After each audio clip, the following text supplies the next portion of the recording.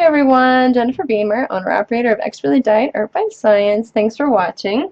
This video is going to talk about troubleshooting twist with a spinning wheel. This was a request from one of my fans on Facebook because she's having a little bit of a problem, I guess, adjusting that. And she also had a question about how much twist you need for a 2-ply or a 3-ply yarn. So I was going to talk about that as well. Now, what I'm going to do is sort of like a little warm-up. I've set the tension arbitrarily because, you know, this is about the amount of tension that I want for my wheel, but, you know, once I actually get started, I will make the fine-tuning adjustments with the wool that I'm using.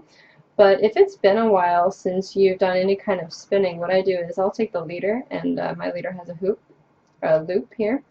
I will just let it go clockwise, then counterclockwise, and then I'll let it unwind and go the other direction.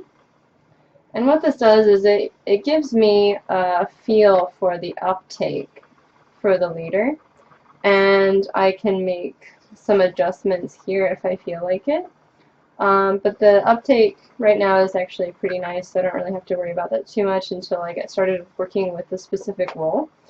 If you notice that it's going on really slowly and like there's all this twist that's getting caught into your leader, then you can make the adjustments there. If it's literally ripping it out of your hand almost, then clearly it's a little bit too tight. So this is a good tension for me, so I'm happy with that. Alright. The first thing I wanted to talk about are the different wools that I have. I'm going to be using Falkland, and I'm going to be using a superfine merino. This is 18 micron merino. Here. So I get this to focus right. And this is actually going to be a lot springier than the Falkland. Hopefully you can see this okay. But when I give it a little pull, it doesn't really bounce back like the merino does. And that's because there's a micron count difference of about 6. And the merino that I have is a very crimpy fleece, so it's going to poof up more in the final yarn than the Falkland. So anyway, I'm going to get started with the merino here. So I'm going to pull out some of the fibers. I'm going to stick it through the loop of my leader. And then I'm going to get the leader, or sorry, get the wool attached to the leader. Alright. Now I can feel just from this maybe first 12 inches or so that it's not taking the yarn on as fast as I want it to. So the way that I can tell that is the amount of twist that will kind of build up in the yarn, and it feels a little bit hard when I touch it under tension. And when I remove the tension, you can see this little spot right here. It's curling up on itself much faster than I want it to. So I can tell that it needs to go on just a little bit faster. So I'm going to make the adjustment, spin a little bit more, and I can tell that it's pulling the yarn from me a little bit faster than it was, which is a good thing. Now, how to tell if it's pulling it fast enough or not fast enough? It depends on the type of fiber that you're spinning, and it also depends on the type of yarn that you want to make. If you want to make a 2-ply, you want there to be more spin or more twist in the yarn, because when you ply it on itself, or you have 2 yarns that you ply together, the twist is going to come out of it as you're plying. So as a general rule, what I do is you'll want to add about 50% more twist into the yarn as you're spinning the single, so that when you ply it on itself, it's going to be about a medium twist 2-ply. If you want it to be a little bit softer, you know, you would maybe do like 40% extra twist, or if you want it to be like really high twist, you know, you can bump that number up. But if you want just a plain single, I would say you want to take the so for the amount of twist that you want for a single, you want there to be just enough twist to hold the yarn together so that when you take it off on a niddy noddy, the yarn will stay together, it won't fall apart. And you also don't want it so tight that you know, when you take it off, it like kinks up on itself and it feels really hard when it's under tension. No one's going to want to knit with that, and surely you won't either. So yeah, so generally speaking, if you want a single, you want a little bit less twist. For a 2-ply, I usually add about 50% more twist than I would for a yarn that was going to be a single. For a 3-ply, I generally add about 25% extra twist than I would for a normal single yarn. Just because when you do a 2-ply and you ply it on itself like this, there's only 2 pieces, right? There's 1 and 2 plies to compensate for twist in the other direction. So if you don't have enough twist, it's actually going to look very loose. And if loose is what you're going for, great, but if you're not, it's probably because you haven't added enough twist to your single. If you can see this right here, probably not actually. So it's kind of poofy right here, and I don't want it to be like that for a 2-ply, so I'm going to add a few more extra treadles.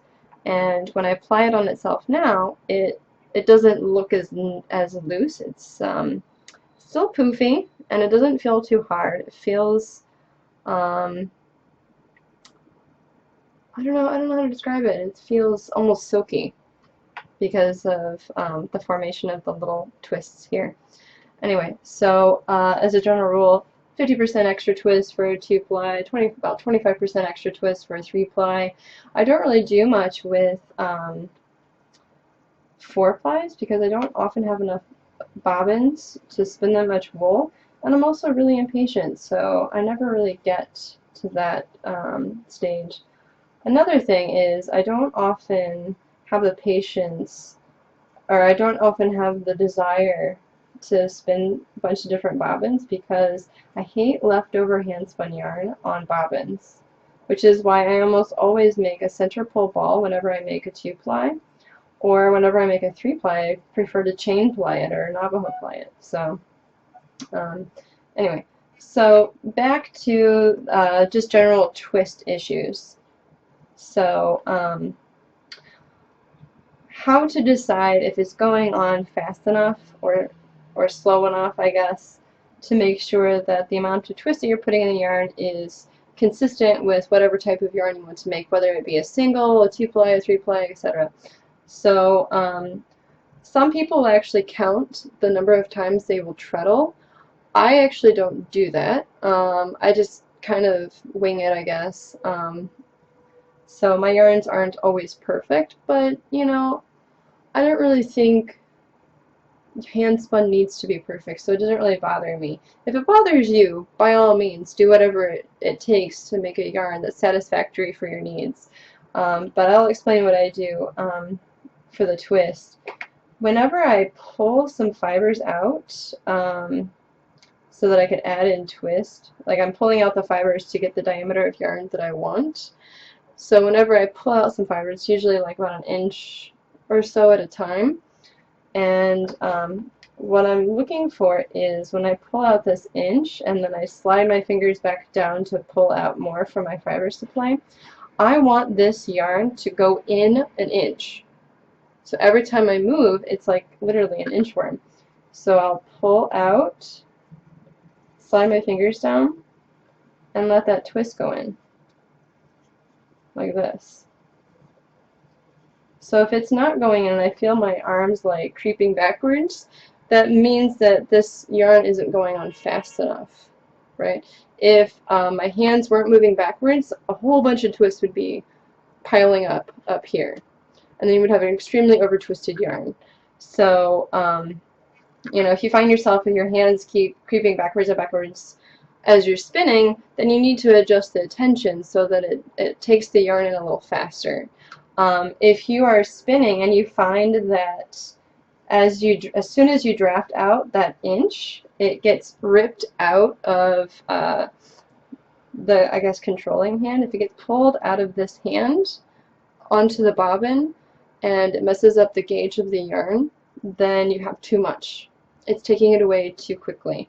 So you want to have this balance between, you know, adding the twist that you want for the length that you're making, which for me is about 1 inch or so at a time. Then, how did I start that sentence? I don't know.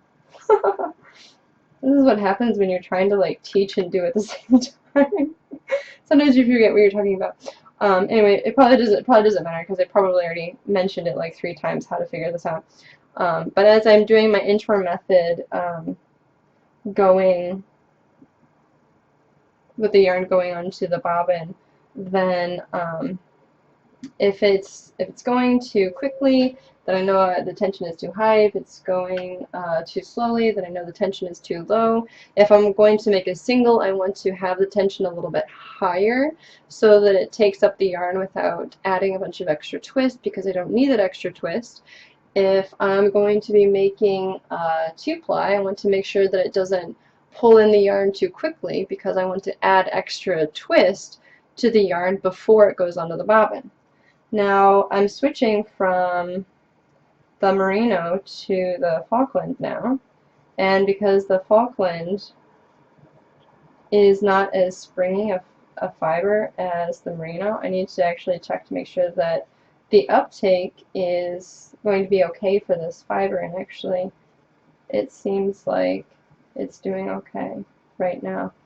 But if you're switching from fiber to fiber, you're going to have to check the tension so that the appropriate amount of twist is getting into your yarn. If you want a 2-ply, you know, you want it to go in a little bit slowly so that you can build up that extra twist to compensate for the yarn getting plied. But if you want a single, you have to make sure that you crank up the tension a little bit so that the yarn goes on a little faster. So you get a nice, soft, poofy, bouncy, beautiful single, and not something that's hard like a rope.